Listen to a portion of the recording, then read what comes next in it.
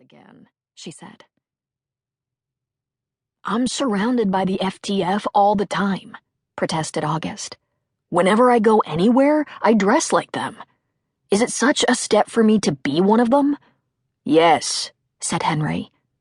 It isn't safe, added Emily as she started unpacking the food. Is Ilsa in her room? I thought we could... But August wouldn't let it go. Nowhere is safe, he cut in. That's the whole point. Your people are out there risking their lives every day against those things, and I'm in here reading about stars, pretending like everything is fine. Emily shook her head and drew a knife from a slot on the counter. She started chopping vegetables, creating order of chaos, one slice at a time. The compound is safe, August, at least safer than the streets right now. Which is why I should be out there helping in the red. You do your part, said Henry. What are you so afraid of? Snapped August. Emily set the knife down with a click. Do you even have to ask? You think I'll get hurt? And then, before she could answer, August was on his feet. In a single fluid move, he took up the knife and drove it down into his hand. Henry flinched, and Emily sucked in a breath, but the blade glanced off August's skin as if it were stone, the tip burying in the chopping block beneath. The kitchen went very quiet. You act as though I'm made of glass, he said, letting go of the knife. But I'm not. He took her hands, the way he'd seen Henry do so many times. Em, he said, softly. Mom, I'm not fragile. I'm the opposite of fragile. You're not invincible either, she said. I'm not putting you out there, Henry cut in. If Harker's men catch you, you let Leo lead the entire task force, countered August. His face is plastered everywhere, and he is still alive. That's different, said Henry and Emily at the same time. How? He challenged. Emily brought her hands to August's face, the way she did when he was a child. But that wasn't the right word. He'd never been a child. Not really.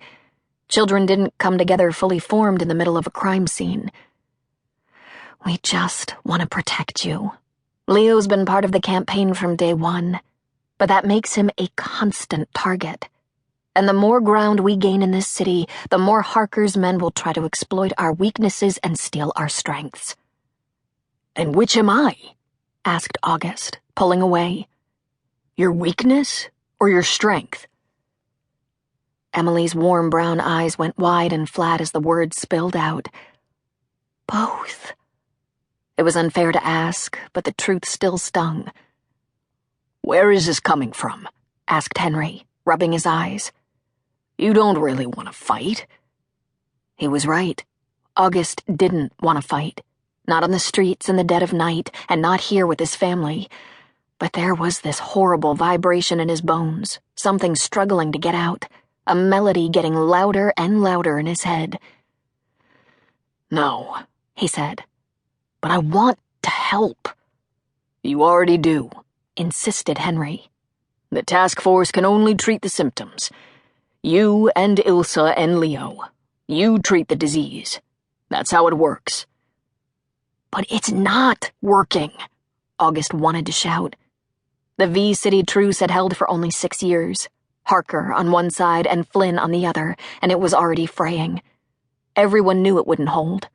Every night, more death crept across the seam. There were too many monsters and not enough good men. Please, he said.